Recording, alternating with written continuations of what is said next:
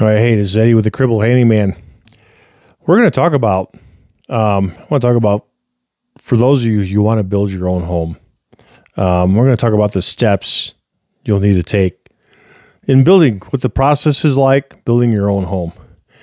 And I tell you what, there's so many advantages of like building your own property. I mean, first of all, building your own home in general, I mean, you get to build it exactly the way you want it. That's with the design, with an architect. You don't have to build a super large home. I'm talking, say you want to build a modest home. Everyone's talking about how expensive it is to buy these homes, and they are expensive. What's the next best option? I think the next best option is people start building their own homes again. Like how they did it back in the 1800s. People, homesteaders, they're doing their own thing.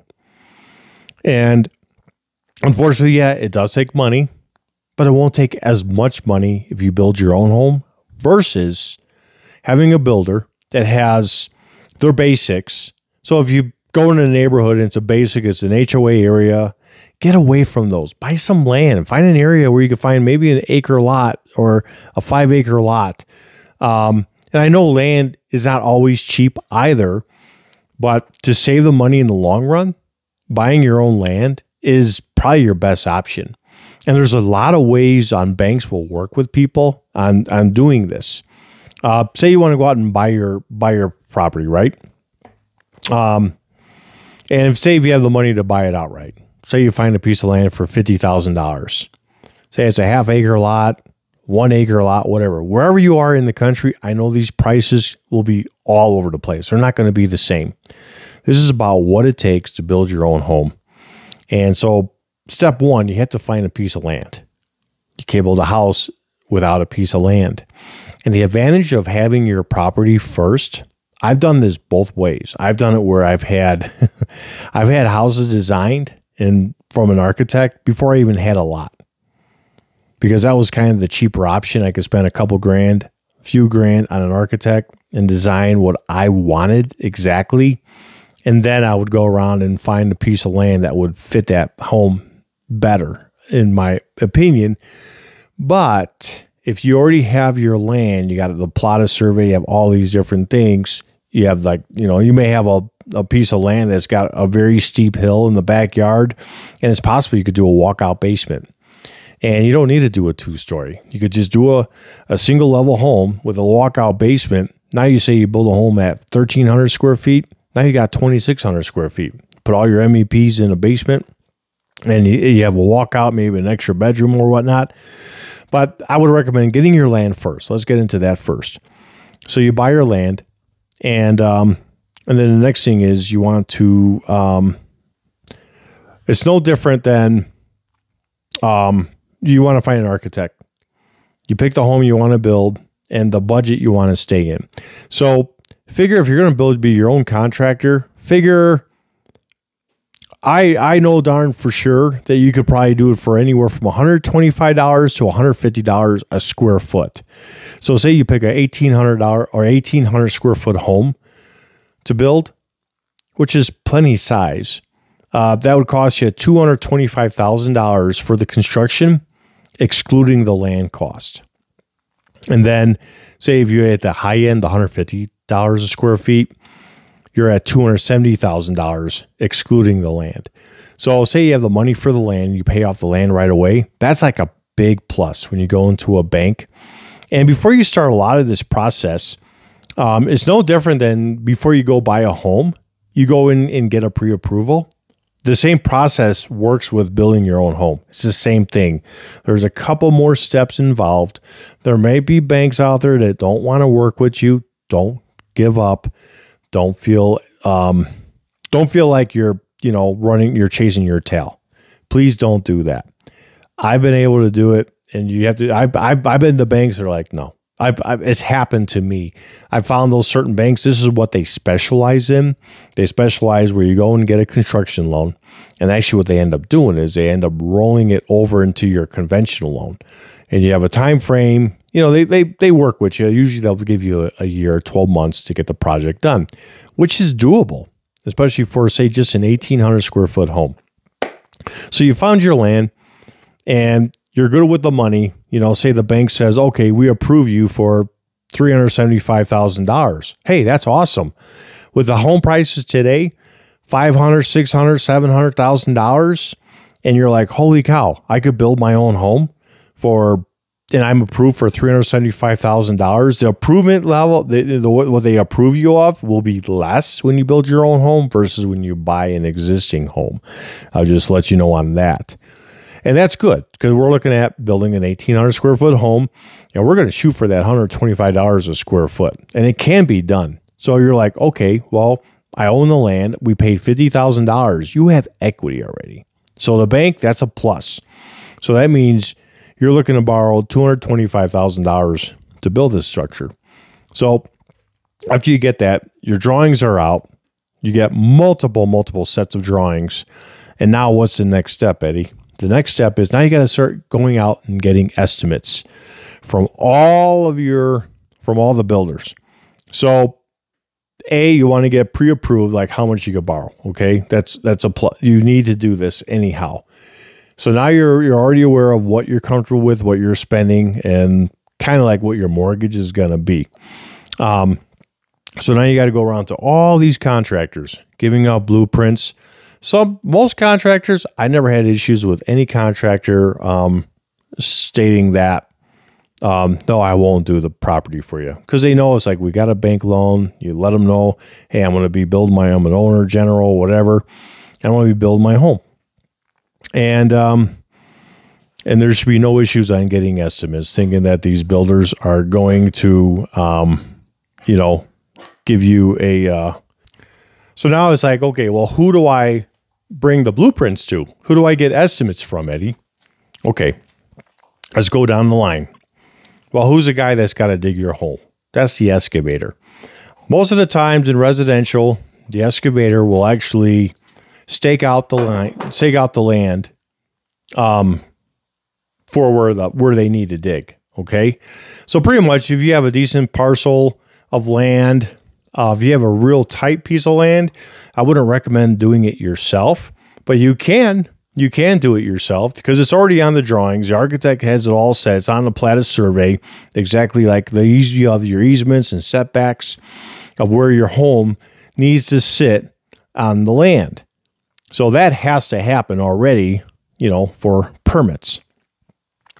So now, so you're going to go out to your excavator. Okay, he needs to give you a price. Then you got to find a concrete guy.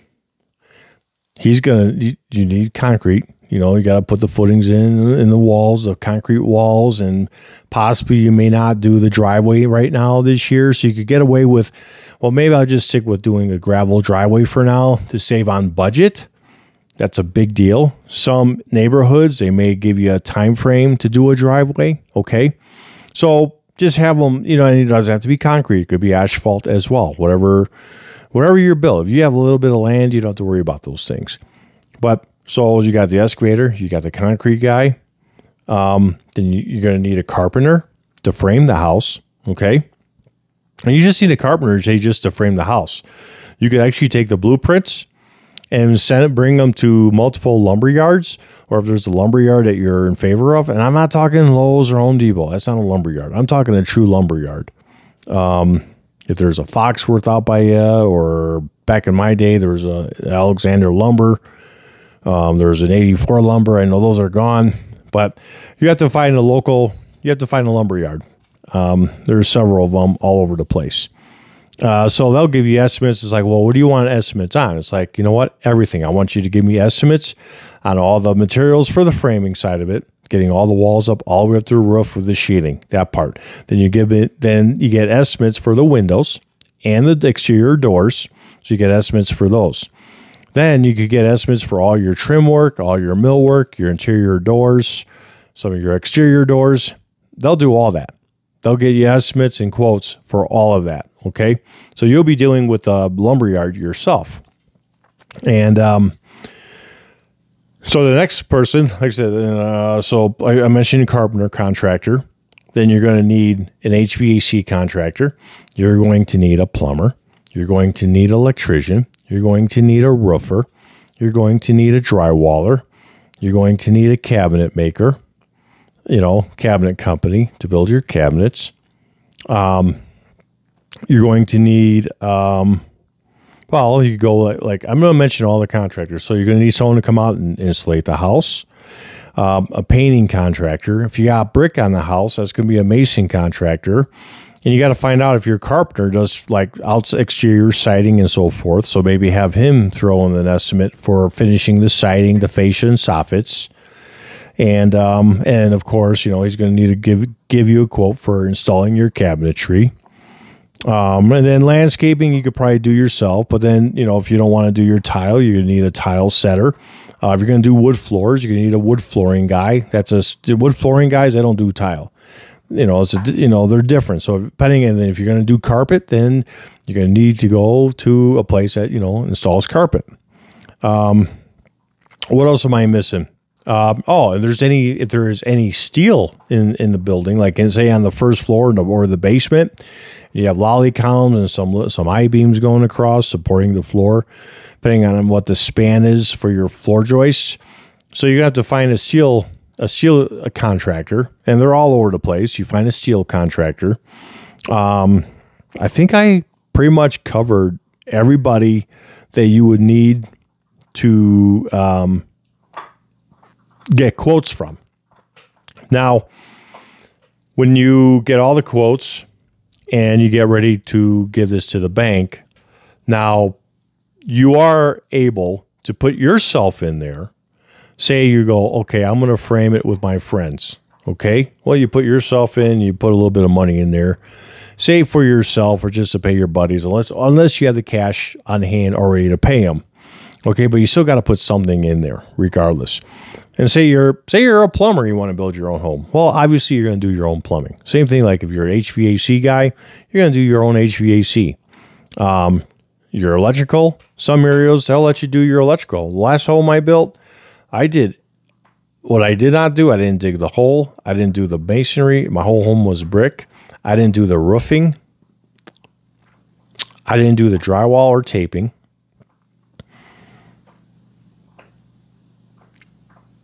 I think that's it.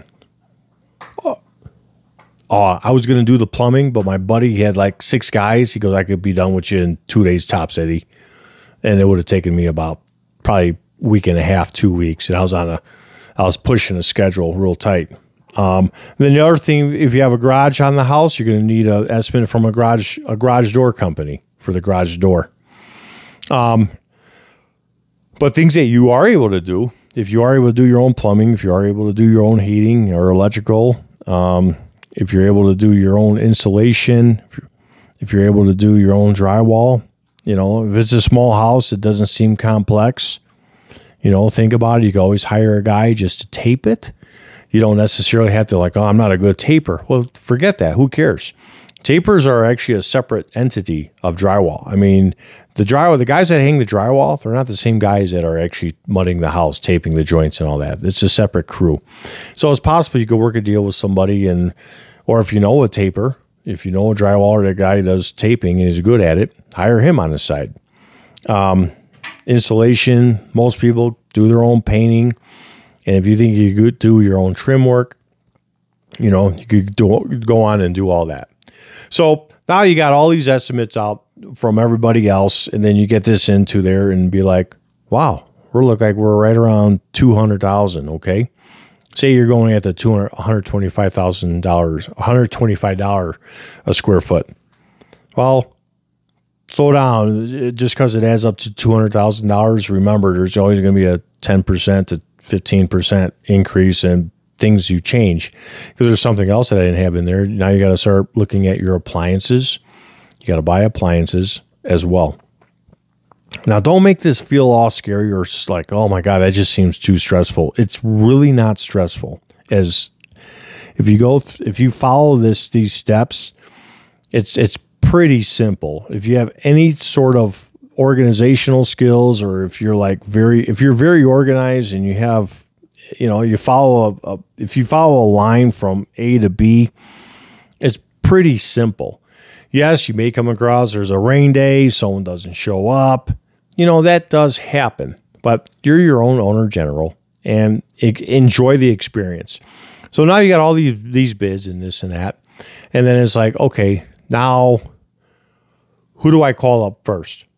Well, the first guy is hopefully your land doesn't need any tree clearing. It's on open land. And because if there's trees that are in the way, you're going to have to cut down trees and move them and so forth. But say you have a clear open piece of land, and you'll get your excavator in there first. And like I said, if you're comfortable staking out your own home, go for it. It's not difficult. It's very easy. You find your 4 stakes of your property line if you have a square or rectangle property, and it's very easy to do. It's not hard. And so what the excavator does, you communicate. That's how I did with my excavator. I communicate him like that's the actual footprint of my home, and then what he'll do, he'll over dig it, say 3 feet all the way around. And and he knew where the garage area was, and that excavation is done differently. It doesn't go all the way down 8 feet. But so you get your excavator in there first. He does his work. And in the meantime, you're already communicating with your concrete guy. You communicate with your excavator and your concrete guy simultaneously. So you call your concrete guy and be like, okay, what's your schedule look like? When do you think you can start my property? He goes, I'm still 2 weeks out and blah, blah, blah. And it's like, okay, great. And then you contact your excavator. It's like, okay, when can you get out there to dig the hole? It's like, I'm about a week out.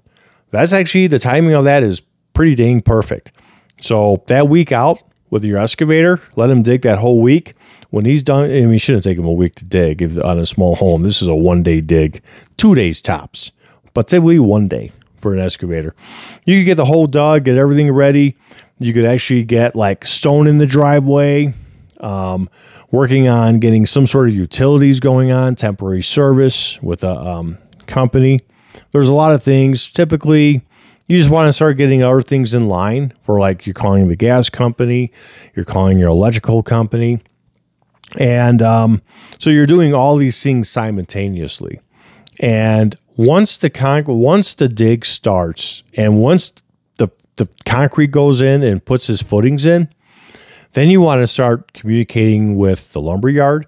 You want to start communicating with the carpenter contractor and kind of keep them all in the loop on what's going on. And you'll also want to keep in mind, you'll want to talk with the electrician also. Electrician has a big part of this in the beginning phases too, and your plumber. So after everything is dug out and the concrete guy does his forms, gets his footings in, gets his forms, the concrete guy will put the sump pit in, and that's part of their bid. And most of the time, not always, everyone I've dealt with, that's how it was with me. And they would put all the drain tile in and all that stuff, put the stone into the basement. They'll get everything ready for concrete pour. Now, if you're going to finish a bathroom down there or need any rough pump plumbing, obviously you need a ejector pit. You're going to need certain things from the plumber to get done before they could pour the floor. And so you'll want the plumber in there after the concrete walls are up. They like to get in there right away. And then when the walls are up, after the walls are poured, there's one more thing you need to schedule. This is going to be a long video, guys, so stick with me. You're going to want to get all the waterproofing done on the exterior of the concrete walls. So whatever is spec'd out in that city, you got a seal proofer for all the concrete wall all the way around. You get that all taken care of. Concrete starting to cure, and literally they could pour and pull. Once they pull the forms off and the concrete guys are out, framers could literally start framing right away. But in the process, let it sit a little bit. So in the meantime, you got the plumber doing his underground. You may get the steel company to drop off the steel for whatever structure, the I-beams in the basement with the steel lolly columns. And once the waterproofing is done, now the excavator. You get, like I said, you're back with the excavator. It's like, okay, we're ready to do some backfill. And typically, I don't like backfilling too soon, depending on how big the foundation is. You don't want to push a wall in. You gotta be careful with that.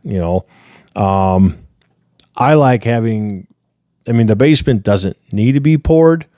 So the excavator will just slowly backfill the house in, get all the gravel in the garage, depending on how the garage is filled. So that's kind of the steps of that part of it, of just having the concrete in, and you're communicating with all these trades, and you're constantly calling everyone. So in the meantime, like after, like when the concrete guy does start, now you're talking with the lumber yard, and you're talking with your carpenter contractor. Now your carpenter contractor, and you want to time all this at the same time. And you could actually be calling your carpenter contractor in the lumber yard, like literally after the concrete guy starts the forms. Okay. And, or even a little bit before, you have some tentative dates, and you'll want the carpenter contractor in line. Once they're ready to come on and start framing that house, you want them out there right away. And you want to make sure, say you're building just a single story home, right? So typically, depending on, materials could be expensive, and you don't want theft on all this material.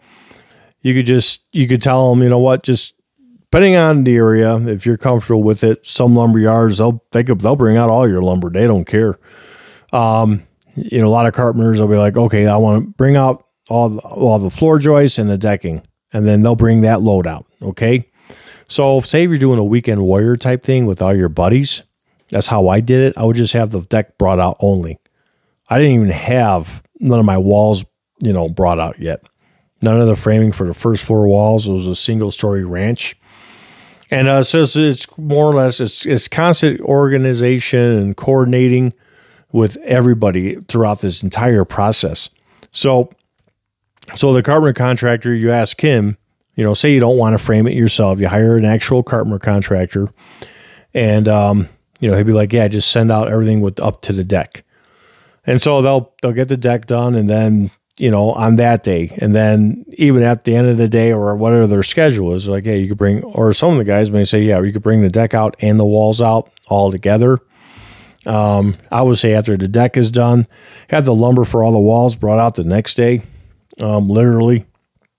And that would be all the framing walls, and then that would be actually even the roof, the ceiling joists could be brought out on that, or you could have the ceiling joists brought out with all the roof rafters and all the roof sheathing.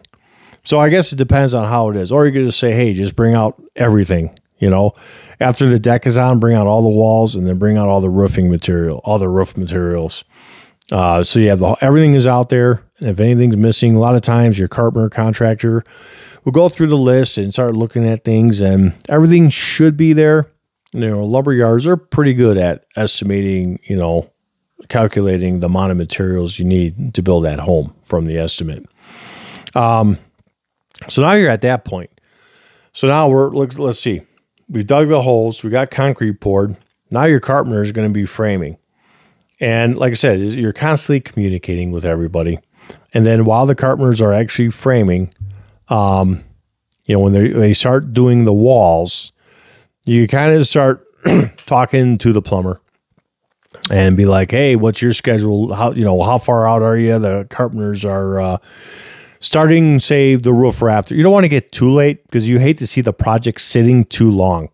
You just want to see constant, steady work going on all the time. And this is where it's infuriating with homeowners that never built a home. They don't know how the process works. They think, oh, the roofing, everything's done up to the roof. Okay, I'm going to call the plumber. It's like, hey, can you come out tomorrow? We're ready for you. And the plumber will be like, oh, I got 4 houses ahead of you. And then you're like, oh, crap.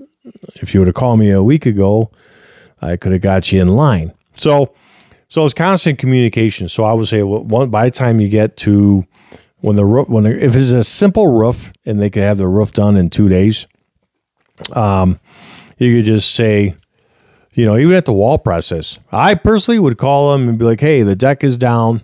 That's how I did it after like just the first floor deck, the floor is down. And I'm like, hey, the carpenters are here. The first floor deck is down. They're going to be starting the walls. And he's hoping, say it's a Monday, and he's like, he's thinking by Friday. So the end of the week, he should be done. What does next week look like for you? And then they'll get you in there. And you could call them sooner than that. I mean, you call everyone sooner that, hey, everything's going. I'm digging. I'm digging right now. And that's how I did it. When the excavation started, I actually called everybody. Like literally every contractor. I let them know the project is on the way. I might have should have led with that, but I'm telling you now, if you're really interested in building your home, you will still be watching this video. So then, same thing with the HVAC guy, same thing with the electrician. So you get the plumber in there first. Unfortunately, in residential, plumbers want to be first, whatever. Then the HVAC guy gets in there. And a lot of times you could get the HVAC guy to meet up with the plumber just to make sure they're in, you know, where the furnace is going. So the gas piping is ran properly and everything else. And where all the floor drain goes in the basement, you already know where your furnace is going. So it shouldn't be a true issue. But if you want your furnace somewhere else, well, good luck, because if you're going to have air conditioning, you have to run a drain line from whether if you have, even if you have a 90% furnace. But this is about being able to build your own home. You don't have to go with the high-end furnaces. You don't have to go with the high-end air conditioners. And these are kind of things when you're getting quotes from these contractors. Just tell them, just bid me an 80% furnace and just a simple 13 air conditioner. And same thing with the plumbing. Just give me a simple 50-gallon water heater. Go with a little bit bigger. Forget the 40-gallon. Do a 50-gallon. Have plenty of hot water. I recommend that. Just nothing 90% or nothing high end. You want to build an affordable home. And so now, and same thing with the electrician. You don't have to go with the high fancy outlets. I know everything is with USB and you can control everything with your phone. You don't have to go to that extent. You don't need that. But if you want it, and if it's in your budget, well then fine. But then, so now, framing's all done. Now all the MEPs, that's, you know, your mechanicals, that's your plumbing, HVAC, and your electrician. And then if some areas require sprinkler, I doubt, maybe that's more of it in a townhome, but forget the sprinkler system. You want to make sure then you want to get that roof on.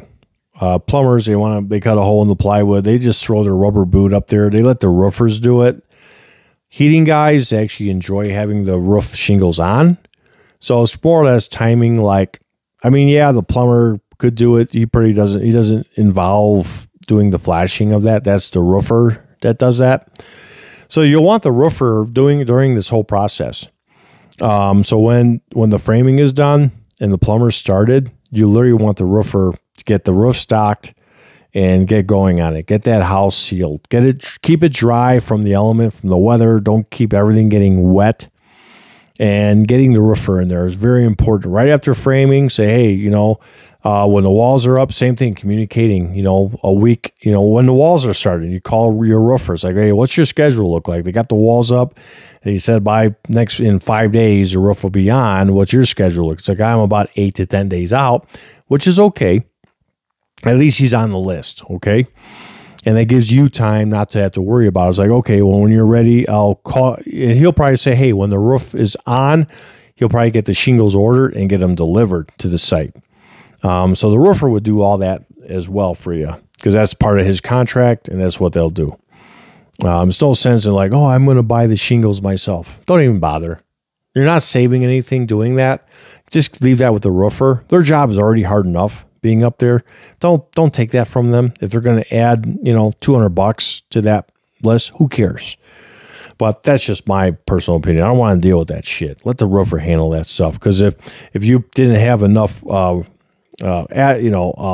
asphalt, or as far as the felt, or if you missed 3 bundles of shingles, now the roofer's like, well, now I'm here. Now I'm going to have to charge you extra money because you didn't have enough shingles here. Because, it's a back and forth thing. So like, well, you told me I only needed this much or whatever. Where the roofer is just, they'll send the guy out while they're roofing. You know what I mean? There's just, you want to avoid that complication in that side of it. Okay, now what? What's after? Oh, shit. I hit the camera. Ah, dang it. Oh, well. Okay, so now the house is all roughed in. And I think in today's time, there might be something. I think there's like, do you guys like with all this computer stuff? I mean, I don't even give a shit about that. You know, I guess if you have a little server area where you have better internet access or different wiring, Ethernet cables. Well, if you're going to do that, you could do that yourself. I guess, you know, basically, less electricians will do that. So now what's going to happen at this point now? Well, on the framing side, believe it or not, after the carpenters are done, they're going to need a framing inspection. Okay, after that part. Then when all the MEPs are done, before you get ready to insulate, you got to get a mechanical inspection. So you have to get electrical inspection, plumbing inspection, and HVAC inspection. So once those are all done, you get all that inspected. So the framing and then all the 3 other trades. Framing, electrical, plumbing, and sheet metal, HVAC. You need to get all that inspected. That's your next step. All right, great. You pass inspections. Super. Now it's time to insulate. Now it's up to you. It's like you can pick up your own insulation and do it yourself. It's not hard. It's just itchy. Dress right. You can wear a whole thing. You can save some money doing it yourself, or you just hire a company to do it. Depending on whatever you think works best for you financially. So now, and then some areas after everything's insulated, then they'll want to do a insulation inspection. So you have to find out when you go get your permits. Did I mention that in the beginning? You got to go get your permits. So before all this stuff, you got to get your permits. Holy shit. I didn't mention. So you bring in your stamped architect drawings, usually 2 stamps, plaster, everything's on there to get your permits. That's like step 1 after. Oh my God. You just can't start doing all this stuff, guys. You got to get your permit. Holy cow. I wonder how many of you are like already saying, hey, you missed something. Yeah, the permits. You got to get your permits first. Holy cow. And typically if you're an owner general, you got to get some sort of like liability insurance. It may cost you like $50 a month or something. I think I did like a $1 million policy or something. It wasn't expensive. It was very cheap. It's just documentation to cover your butt. But yeah, you got to get your permits first. After you have everything in line, you bring your drawings to the permits. It'll be the red stamp drawing. So never give the hard red stamp to a contractor. Give them the copies, but not the actual original stamp, because they actually take that and they don't even have to pay for a contractor. So, okay. Now, after installation, that gets inspected if that's required in your area. Now it's time for drywall. So, while you're insulating or after the MEPs, you already have your drywall contractor come out and he'll remeasure the whole project and look at everything before he drywalls. Unless you decide to drywall yourself.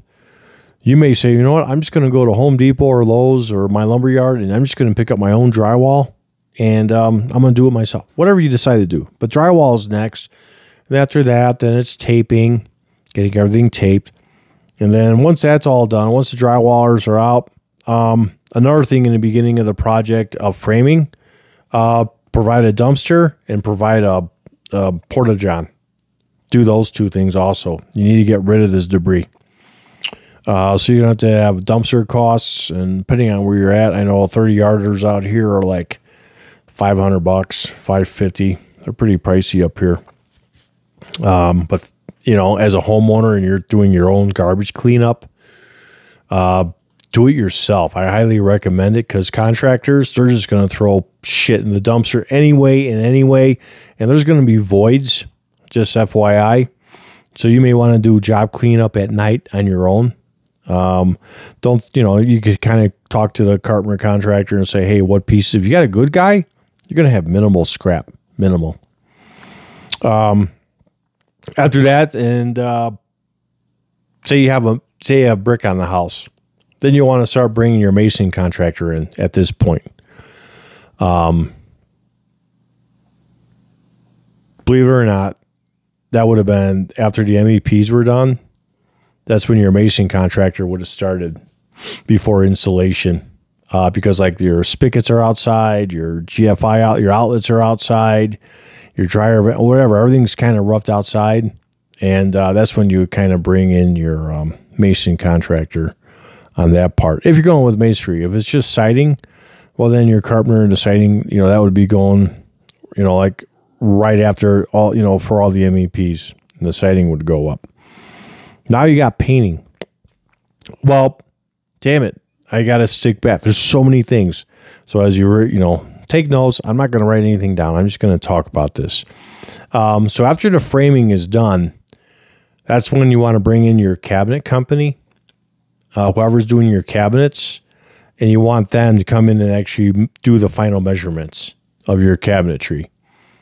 And that way there, when everything comes back out, everything fits like a glove. It's not just per the drawing. They'll bid it per the drawing, but then they'll do their final measurement. A wall might have got moved 2 inches. Whether 2 inches of a gain or 2 inches less for some reason. So that's another big thing. After the framing is done, you want to bring in your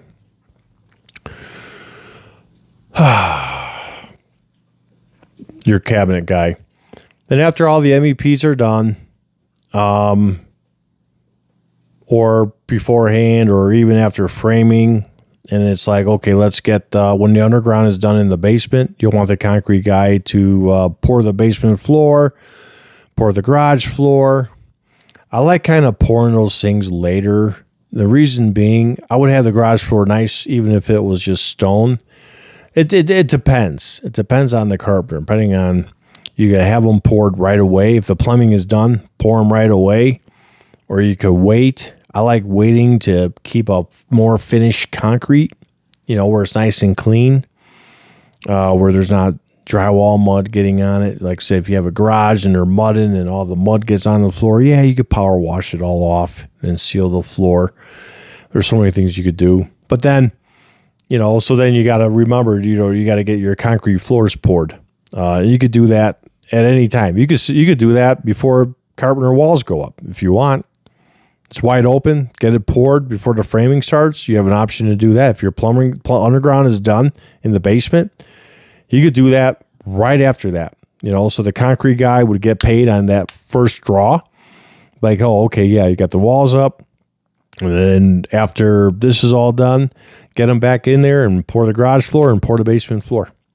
I mean, it's an option. It's a way that you can do it. Just trying to throw it out there. But no, after framing, get the cabinet guy out there to measure everything up. And so now we're at, so the mill, we're talking about, okay, now you got all your millwork, all your trim, everything is, you're primed all the drywall, everything is primed. And then now what are you going to do? What are you going to have stained trim? You're going to use oak, or you're going to do like everyone else and just paint your trim white? That's the cheaper route. And some of the more affordable route, I guess I would say. So you would end up doing that. You would call the lumberyard and get all your millwork delivered, all your interior doors, and all your trim, your casement. And then remember, like through the process of like all this building and so forth, windows would have been delivered to the site from the lumberyard. I mean, this all would have just happened because your carpenter would have been like, hey, when are the windows coming? And so they would have kind of reminded you, even though I didn't mention the windows in the beginning with the carpentry. So after everything is framed and the roof is on, well, the carpenters are going to want to put all the windows in right afterwards. So that would be that phase as well. It's just too bad I didn't mention that after that part. But yeah, that's why you got to watch the whole video, and you'll learn all of this. Then now, flooring. That's another thing. What kind of flooring are you going to put in the house? You're going to do carpet. You're going to do tile. What kind of toilets and all that stuff. I mean, depending on like how many bathrooms you have, you want to get the tiles set and ready. You want to get the cabinets in and ready. So after you're setting all the kitchen cabinets, so everything is primed. So now you're setting all the cabinetry, you're installing all the interior doors, all the casing, you're doing all that stuff. And then once that is all done, then you would get the plumber back in to set all the toilets, to set all the sinks, to do all those finishes. You would get the heating guy to set the furnace, to set, put in all his floor registers, all his return air grills, maybe get their air conditioner put in. You're on the exciting side of it. You're getting to your finishes. And then if you decided to pick granite, well, so be it. But if you're trying to stay in a tight price, there's nothing wrong with, there's some nice Formica countertops out there. You don't have to go all out with granite. If it's in the budget, great. If it's not, don't do it. Don't feel pressure to do it. And in the meantime, throughout this whole process, you already probably have all your appliances picked out, and you don't want to bring your appliances in until the ones that are needed. Say you have a cooktop that needs to be vented or something like that. The microwave needs to be hung. You'd be bringing all your finishes, but the kitchen floor is already done. Cabinets are in, counters are in. You're pretty much all painted, and then you're bringing in your appliances. And then everyone else will have to come back to kind of hook up if there's a special double oven that has, a 208 hookup, and you need to get an electrician just to do that final hookup. It's just little things like that. Depending on the kind of appliances you picked out, you would be calling back certain contractors, whether it's the plumber, HVAC guy, or electrician to finalize those hookups. And then if you have carpeted rooms, the very last thing is, as a homeowner, you want to clean up all the wood floors. You want to mop them down, clean up all the dust and everything, get all the dust off the floor. Vacuum in, suck up everything, take a special mop the floors down, get all that dust off the floor before you carpet. Highly recommend doing that. You don't want that dust just sitting on the floor and debris. You want a perfectly clean wood surface before you do that. So after that, you're going to want to then go call the carpet guy. The carpet would be the very last thing that gets done in the property. Carpeting is the last thing. You don't want contractors walking on your carpeting ever. Never, ever, ever. So these are types of things that these are just steps to get your home built as being an owner general. That's the steps you take, and you could probably do it for $125 to $150 a square foot. And then you have the final inspection. After all of this is done, the inspector will come in. He's going to make sure the temperature at the faucets are at the proper temperatures. Your plumber will make sure of that. So he passes his inspection, make sure the fluing is done right, making sure everything is finished and dialed in, because they need this final inspection to close out your construction loan with the bank. And then in the meantime, when these contractors want to get paid, this is how this all works. You're going to be dealing with waivers. There's going to be a title company, and all these contractors know how it works. They're going to be like, they call it, it's like a pink waiver and the blue waiver. A pink waiver is like a partial, and you want to make sure that all the materials are paid for, and the bank's going to want to see that. They're going to want to make sure that is waived, so you don't have a contractor that didn't pay a supplier. So that's the advantage of like you going to the lumberyard and you're responsible of it. So when they submit their waivers in for the materials were delivered, they get paid. You don't have to worry about the carpet contractor saying, "Oh yeah, I paid the supply my lumberyard," and they didn't, and then the lumberyard is still going after you for your money. So buy all the materials for the carpenter contractor. They're there to frame the house. They don't have to supply the materials. They're there to frame it. And you ask them what kind of nails they want and this and that. So you do communicate even that part of it, or you just say, just give me a bill for all the nails that you use framing my house. You could do it that way too. But no, throughout the process, there'll be they'll have 4 or 5 payouts only with these banks. Some banks are like, we have endless payouts. Banks I've dealt with, they've had the most, it was like 5 payouts. So when I say payouts is when these contractors are getting paid. So the first payout would be like literally I would stretch it where it'd be the lumberyard because I'm getting lumber out there, the excavator, the concrete guy, the seal proofer, waterproofer. So what I say, you already pay for the architect out of pocket. You already own the land. So say it's the, like I said, the excavator, the concrete guy, the lumberyard, and the waterproofer. Okay. Those first 4 would be on payout 1. Now, after the house is framed all the way up, it should only take the guy a week tops to build a house of that size. Shouldn't take long at all. You know, so he can wait until the second payout. He's going to wait the longest, unfortunately. So the second payout would be the carpenter, all the MEPs, electrician, plumber, HVAC guy. If you're doing your own drywall, you could try to sink the drywaller in there. You could try, but though I wouldn't guarantee that. If not, those 4, the 4 main, and the roofer would be in there. That would be payout. That would be the second one. The third one would be the cabinet company may be on the second one too, because they would want half. Typically, they want half down. So if you got $15,000 in cabinets, they're going to want $7,500. So they may be on the second payout. Just saying. And then the third payout would be like the drywallers, the painting, the insulation, probably the roofing. Roofing doesn't cost that much. So roofing may make the second one, but they may not. I wouldn't even count on it. But they may. It's possible that the cabinet company may get on that one. The lumber yard will get another one because you're going to want all the millwork out there, you know. And there'll be certain finishes. So that'd be like the third payout. The fourth payout would be just random everything. You know, random final things with all the MEPs. You never give them all their money. They have their rough plumbing, rough heating. That's what they call it. Rough electrical. That would be partial payout. So you get them a partial. And then at the end, when they actually put on the actual receptacle covers, hanging all the light fixtures, when they're done, then they would get their second payout. So that would be partial on the 1 and partial on the 2, whatever. Then if there's like masonry, all these finalizing of these things, of all the trays, the trim work, all these odds and ends, tile, flooring, carpet.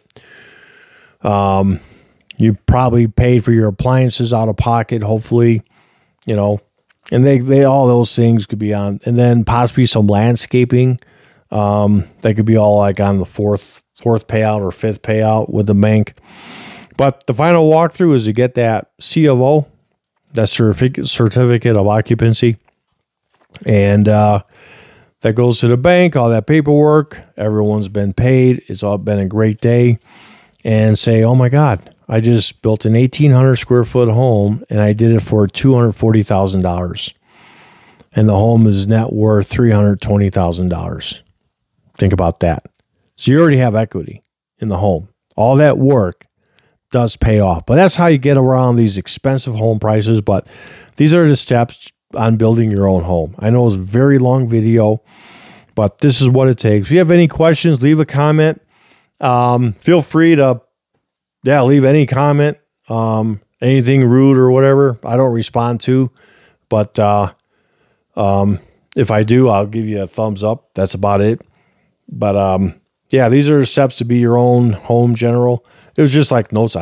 Because I've done it. I've done it several times.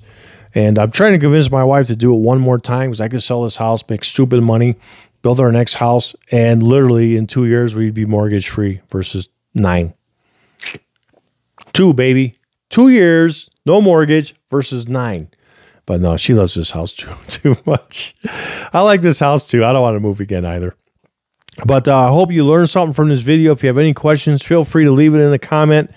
Reach out. Don't hesitate to reach out, ask a question in a comment. I'd be more than happy to respond and help you along the way. If you are in the process of all this or thinking about doing this, again, reach in the comments. And I have no problem giving you any of my expertise. I'm a professional. I did it. I was a HVAC contractor, general contractor. I built my own homes. I've done spec homes. I built a few homes for people. Then the big D came into my life, divorce, that got ugly. And things kind of roller coaster was on the way down for a while. And I do miss the industry a lot. I miss building homes for people. I miss doing that stuff and helping people out. And, you know, I've done a lot of homes for people that were owner generals, and I'm in there doing odds and end things. But yeah, don't be afraid building your own home. You'll be very, very happy on doing your own home. I'm trying to think if there's anything that I missed. I don't think I did, because like if there was masonry, you got masonry outside. If not, you got siding. The carpenter would do that. Siding guy, whatever. And yeah. And there's a lot of these things homeowners could do themselves. You know, that's why I always push getting into the trades for the guys, even gals. It'll allow you to do so many of these items on here that I talked about. And then who knows? You may love it so much, you may want to become a contractor. You never know. You don't know what life will, you know, what life will do to you. You may change your whole career and become a general contractor and, you know, have another success story that you would never even think of or imagine. But good luck to everyone. If you're looking to build your own home, I highly recommend it. These are all the steps in building your own home. And good luck with the process if you're in it. And be patient, be kind, be legendary, everyone. Take care.